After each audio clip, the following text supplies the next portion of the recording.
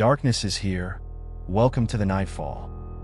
What starts as a dream home turns into a living nightmare for a family who dares to move in. Are you ready to step into the unknown? Then hold tight and listen closely, because some homes are never meant to be lived in.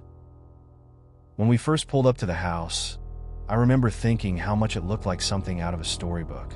The tall gables, the weathered shutters, and the sprawling oak tree in the front yard gave it an almost whimsical charm. It was perfect, or so I thought.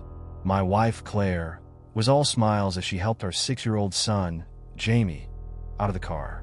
"Home sweet home," she said, her voice ringing with excitement. I glanced at Jamie, who stared at the house with wide eyes. "Do you like it, buddy?" I asked. Jamie hesitated. "It's big," he finally said, clutching his stuffed dinosaur tightly. "Plenty of room to explore," Claire said, tousling his hair. She didn't notice the way he glanced back at the house, almost warily. The first few hours were nothing but chaos. Unpacking boxes, arguing over where furniture should go, and dealing with a refrigerator that decided to give up on life the moment we plugged it in. But by nightfall, we had the basics set up. Beds to sleep in, curtains to block out the moonlight, and lamps to chase away the dark. It wasn't until the next morning that I discovered the diary. I had gone up to the attic to look for a place to store the last of our boxes. The attic was smaller than I expected, with low, slanted ceilings and a single, grimy window that barely let in any light. As I shifted a box into the corner, my foot caught on something loose in the floorboards. I crouched down, prying the board up with my fingers. That's when I saw it, a small, leather-bound book, its cover cracked and worn with age. I opened it out of curiosity, but the moment I saw the handwriting inside, I felt an inexplicable chill crawl down my spine. The entries were short and disjointed, written in shaky, uneven handwriting. "I feel them watching me. The house doesn't like it when I try to leave. Whatever you do, don't go into the walls." I slammed the book shut, my heart pounding. I didn't know what to make of it, but I shoved the diary into my jacket pocket and decided not to tell Claire. Not yet. That night, after Jamie had gone to bed and Claire was upstairs unpacking, I stayed in the living room with a beer in hand, trying to shake off the uneasy feeling the diary had left me with. The house was quiet, too quiet. I was about to head upstairs when I heard a sound. It was faint at first, like the creak of old wood shifting underfoot. I froze, my ears straining. Then I heard it again, closer this time. A soft, deliberate sound like someone walking. "Claire," I called out. No response. I grabbed the nearest thing I could find, a heavy flashlight, and moved toward the source of the noise. The sound seemed to be coming from the hallway that led to the kitchen. My heart was pounding so loudly, I was sure I wouldn't hear anything else. But as I stepped into the hallway, I heard a faint whisper. It was so soft I thought I might have imagined it. But then it came again, clearer this time. A single word, "Leave." I whipped around, shining the flashlight down the length of the hallway. It was empty. I stood there for what felt like an eternity, the beam of light trembling in my hand. Finally, I shook my head and forced myself to laugh. "Get a grip, Mark," I muttered. "It's an old house. Old houses make noises." But when I turned to head back to the living room, something caught my eye. A shadow, darker than the surrounding darkness, flitted across the hallway, just ahead of me. I didn't sleep much that night. The next morning, Jamie was unusually quiet during breakfast. He picked at his cereal, his eyes darting toward the kitchen doorway every few seconds. "You okay, buddy?" I asked. He nodded, but I could tell something was bothering him. "Did you sleep all right?" Claire asked, her brow furrowed with concern. Jamie shrugged. "I heard someone talking last night," he said. My stomach dropped. "What kind of talking?" Jamie hesitated, then said, "It wasn't talking. It was whispering." Claire and I exchanged a glance. "It was probably just the wind," she said quickly, but her smile didn't reach her eyes. Jamie didn't look convinced, but he let the subject drop. I, on the other hand, couldn't stop thinking about it. Later that afternoon, as I was unloading tools from the garage, I heard Jamie talking to someone in the backyard. I peeked out the window, expecting to see one of the neighborhood kids, but he was alone. "Who are you talking to, buddy?" I called out as I stepped outside. Jamie turned to me, his face pale. "My friend," he said. I glanced around. "What friend?" He pointed toward the edge of the yard, where the oak tree cast a long shadow over the grass. "She's standing right there," he said. I followed his gaze, but there was nothing there. Just the tree, swaying slightly in the breeze. "Jamie," I said carefully, "there's no one there." He frowned, his brow furrowed as if he didn't understand. "She says you can't see her," he said simply. My skin prickled. "What's her name?" I asked. Jamie hesitated, then whispered, "She doesn't have one." That night, I lay in bed staring at the ceiling, the weight of the diary heavy in my mind. Something was wrong with this house, something I couldn't explain, and whatever it was, it wasn't done with us yet. The unease settled into our lives like a permanent house guest. Claire dismissed the strange occurrences as quirks of an old home, and I did my best to play along for her sake. But Jamie had started talking to his friend more often, and no amount of reassuring smiles or distracted head pats could shake the chill I felt whenever I caught him doing it. One evening, about a week after moving in, Jamie came running into the living room, his face lit with excitement. "Dad, I found a door." I lowered my coffee mug. "What do you mean, a door?" He grabbed my hand, pulling me toward the stairs. "It's in the hallway closet. You have to see it." My stomach churned as he led me to the upstairs hallway. The closet in question was small and narrow, just barely wide enough to hang a few coats. Jamie threw it open, stepping aside to let me see. "It's back there," he said, pointing. I crouched down, pushing aside the coats we'd hung there. At first, I didn't see anything unusual, but then my fingers brushed against the back wall, and I realized it was soft. "What the?" I muttered, pressing harder. The wall gave way, swinging inward like a hidden panel. Behind it was a dark, narrow passageway. "See?" Jamie said, grinning. "It goes to the attic." "Jamie, I told you not to go in the attic," I said, my voice sharper than I intended. His smile faltered. "But she said it's okay," he whispered. "She?" I asked, my chest tightening. Jamie didn't answer. He just looked down at his shoes, suddenly interested in the pattern of the carpet. I pulled out my phone and turned on the flashlight, shining it into the passage. It was cramped and dusty, with cobwebs hanging from the low ceiling. The air smelled damp, like rotting wood and mildew. "Jamie, go downstairs and stay with your mom," I said firmly. "But now?" He hesitated but eventually nodded, scurrying off toward the stairs. I waited until I heard his footsteps retreat before stepping into the passageway. The space was just wide enough for me to squeeze through sideways. The further I went, the colder it got. The passage curved slightly, sloping upward, until I emerged in a small room directly beneath the attic. And that's when I saw it. The walls were covered in strange symbols, scrawled in what looked like charcoal or ash. In the center of the room was a circle, drawn on the floor with what I prayed wasn't dried blood. Surrounding it were small, crude figurines made of sticks and twine, arranged in a perfect, unsettling pattern. In the far corner of the room was a chair, and on that chair sat a single, yellowed photograph. I picked it up, holding it under the flashlight. It was a faded image of a young woman standing in front of our house. Her face was turned slightly to the side, but her eyes were staring directly at the camera. Directly at me. I don't know how long I stood there, staring at the photograph, but eventually, I became aware of a noise. A soft, rhythmic creaking like wood straining under pressure. It was coming from the ceiling. My heart hammered in my chest as I slowly lifted the flashlight, shining it toward the attic door above me.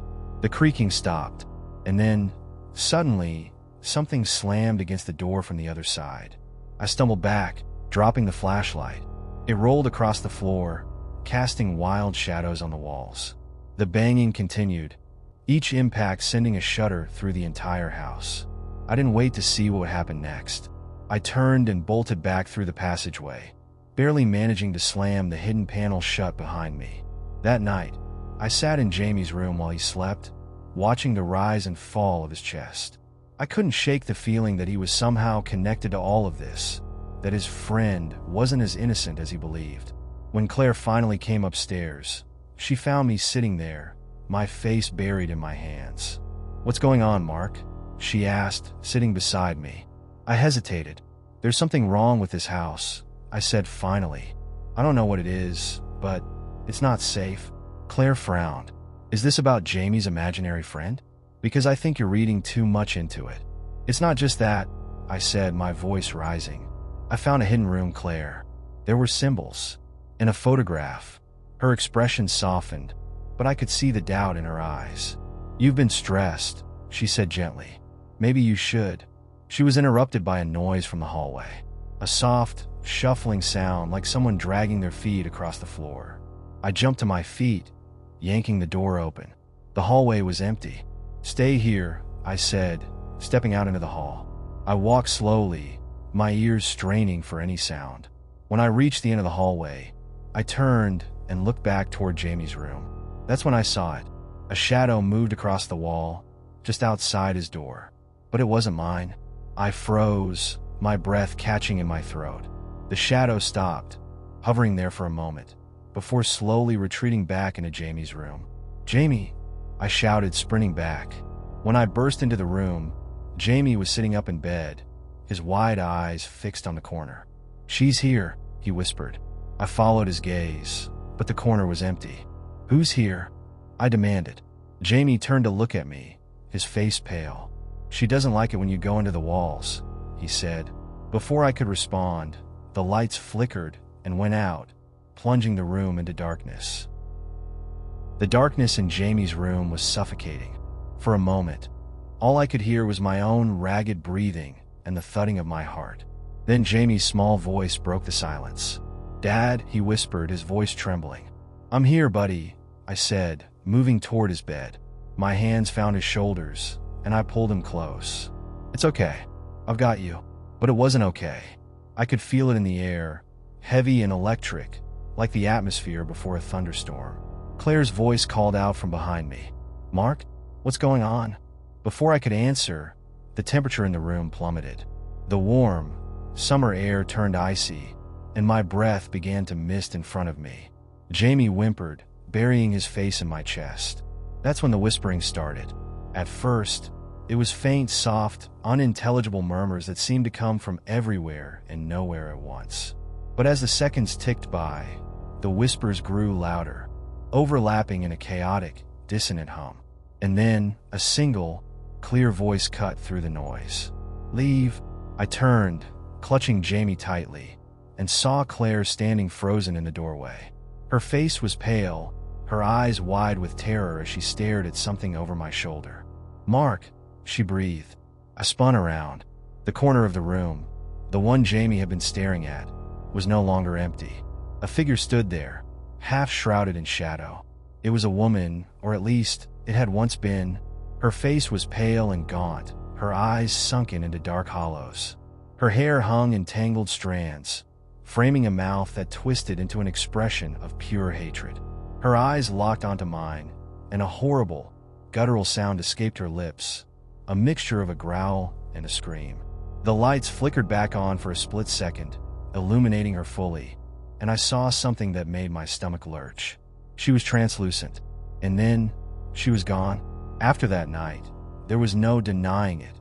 Something malevolent was in the house. Claire tried to stay calm for Jamie's sake, but I could see the fear etched into her face. I spent the next day researching the property, desperate for answers.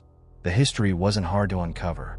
The house had been built in the late 1800s by a reclusive man named Edward Merrow, who had lived there with his wife, Eleanor.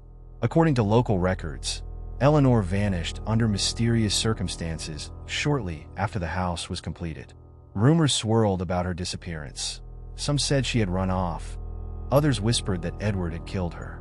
But what caught my attention was a small, almost forgotten article buried in an old newspaper archive. It claimed that Edward had been obsessed with the idea of trapping a soul and had experimented with occult rituals to keep Eleanor with him forever. The neighbors reported strange noises coming from the house at all hours, but when the authorities finally investigated, Edward was gone. He had disappeared without a trace, leaving behind only cryptic writings and a series of bizarre symbols carved into the walls. The article ended with a chilling note. Every family that had lived in the house since Edward's time had either fled or met with tragedy. My stomach churned as I thought about the symbols I had seen in the hidden room. Was this trapped soul Eleanor? And if so, why was she targeting us? That evening, I confronted Jamie. "Buddy," I said gently, kneeling in front of him, "I need you to tell me about your friend, the one you've been talking to." Jamie looked at me with wide, uncertain eyes. "She's not bad," he said quietly. My chest tightened. "What do you mean?" "She's just sad. She said the house makes her stay, but she doesn't want to hurt anyone." "Not really." I exchanged a glance with Claire, who had been listening from the kitchen. "Jamie," I said, keeping my voice steady, "did she tell you her name?" He hesitated, then nodded. "Eleanor." Claire's hand flew to her mouth. "She's afraid of the man," Jamie continued. "What man?" I asked, dread pooling in my stomach. Jamie's voice dropped to a whisper. "The man in the attic. He doesn't like when she talks to me." I felt the blood drain from my face. That night, after Claire and Jamie had gone to bed, I armed myself with a flashlight and a crowbar. If there was something or someone in the attic, I needed to know. The hidden passageway was just as unsettling as before, but this time I didn't stop in the small room. I climbed the rickety ladder leading to the attic door, my every step echoing in the silence. The attic was pitch black, the air thick with dust and the scent of decay. I swung the flashlight around, the beam cutting through the darkness. At first, I saw nothing but old furniture and cobwebs. But then the light fell on something that made my stomach churn. In the far corner of the attic, a figure stood motionless. It was a man, tall, thin, and draped in what looked like an old, moth-eaten coat. His face was obscured by shadows, but his presence radiated malice. As I took a step closer, the floorboards groaned beneath my weight, and the man's head snapped up.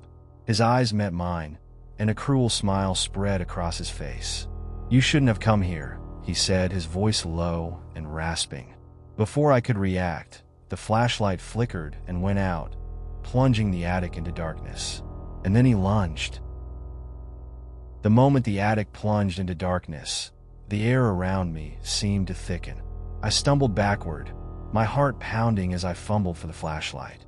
But before I could find the switch, something cold and impossibly strong grabbed my wrist. "You don't belong here," the rasping voice hissed, closer now, almost at my ear.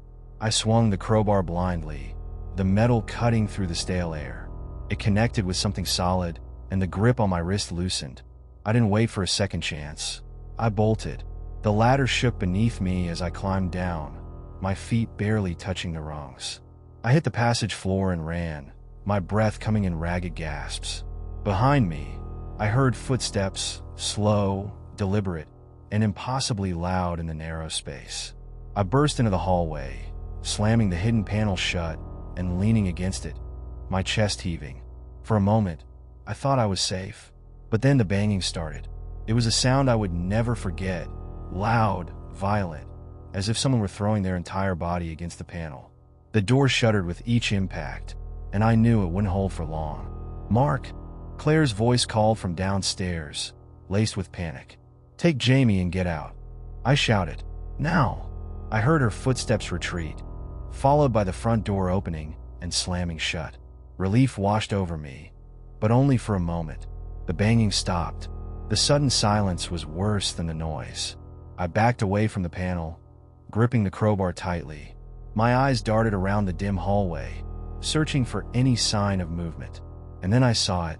The shadow was back, stretching across the floor like a living thing. It crept toward me, slow and deliberate, until it stopped just a few feet away. "You can't leave," the voice rasped, echoing around me. "Not now. Not ever." The air seemed to pulse with energy, and I realized with growing horror that the shadow wasn't just a shadow. It was him, the man from the attic. His form was distorted, his features shifting like smoke. "You brought her back," he growled, his eyes glinting with malice. "She was mine. She is mine. What do you want?" I demanded, my voice shaking. He tilted his head, a grotesque parody of curiosity. "To finish what was started," he said. "To trap her. And now, to trap you." Before I could respond, the shadow lunged. I turned and ran, my instincts screaming at me to get out of the house. But as I reached the stairs, the ground beneath me seemed to shift.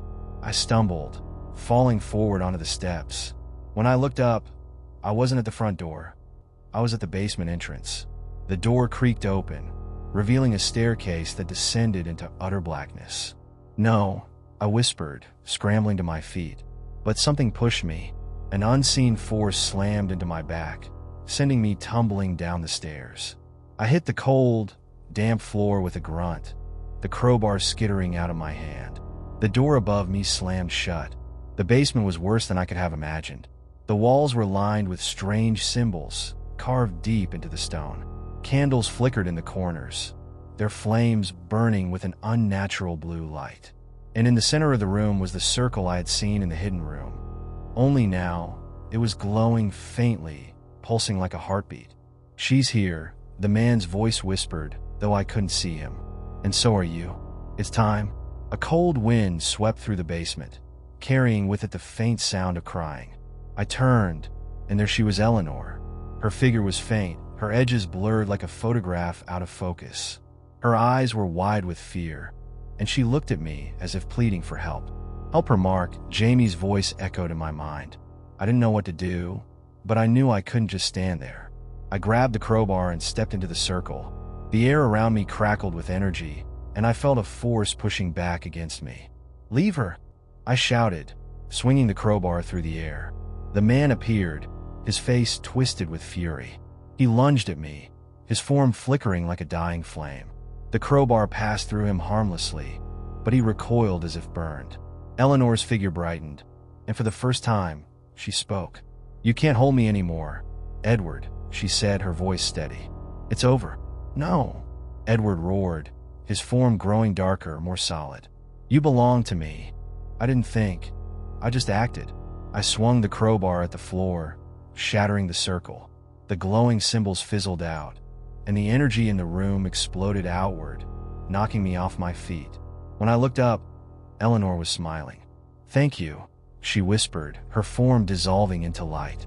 Edward's screams echoed through the basement, growing fainter and fainter until they disappeared entirely. I stumbled out of the basement, my legs trembling beneath me. The house was eerily quiet now, the oppressive weight in the air lifted. Claire and Jamie were waiting for me outside, their faces pale with worry. "Are you okay?" Claire asked, pulling me into a tight hug. I nodded, though I wasn't sure if I believed it. "We're leaving," I said. "Now." We didn't even pack. We just got into the car and drove, leaving the house and its horrors behind. A few weeks later, I got a call from the real estate agent. "The house burned down," she said. "Total loss. Strange thing is, the fire department said there was no sign of an accelerant. They think it just caught fire on its own." I hung up without responding, a strange sense of relief washing over me. We never spoke of the house again, but sometimes, late at night, I still hear whispers. "Thank you." And sometimes, I wonder if Eleanor really got her peace, or if something of her still lingers, watching over us from afar. How do you feel about this story? Submit your chilling stories to our email in the bio, and subscribe to our channel so you never miss stories like that. Good night.